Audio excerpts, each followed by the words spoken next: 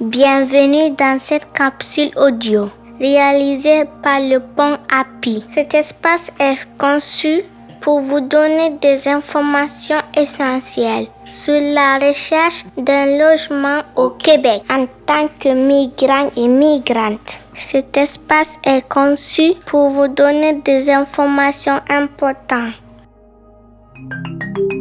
Capsule 2. Documentation requise avant de commencer la recherche d'un appartement. En tant que nouveau client souhaitant louer un appartement, vous devez savoir qu'il existe des documents standards requis sur le marché de la location avant de commencer votre demande d'appartement. Cette documentation vous permettra de démarrer votre processus de candidature immédiatement.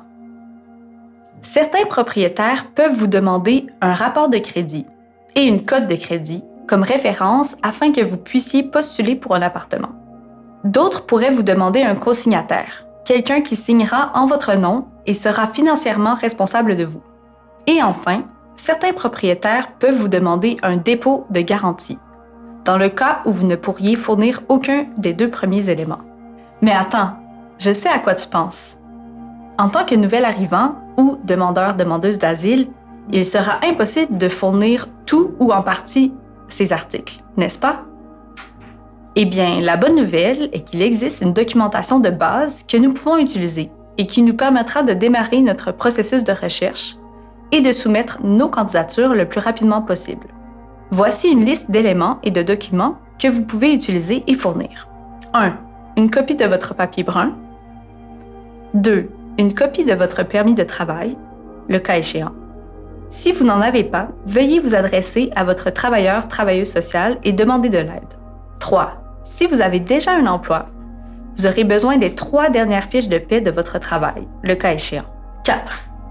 Si vous n'avez pas d'emploi et que vous êtes inscrit à l'aide financière, vous pouvez utiliser les 3 derniers bulletins de réclamation de votre programme d'aide sociale, le cas échéant.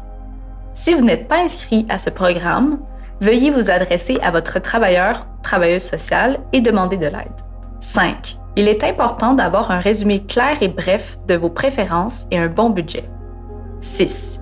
Il est également important d'avoir un bon plan d'action pour atteindre vos objectifs et une bonne histoire à partager avec les propriétaires. 7. Une lettre de référence. Ceci est facultatif, mais cela ajoutera toujours de la valeur à votre candidature. Une fois ces documents prêts, vous pouvez commencer à rechercher et postuler pour votre futur appartement.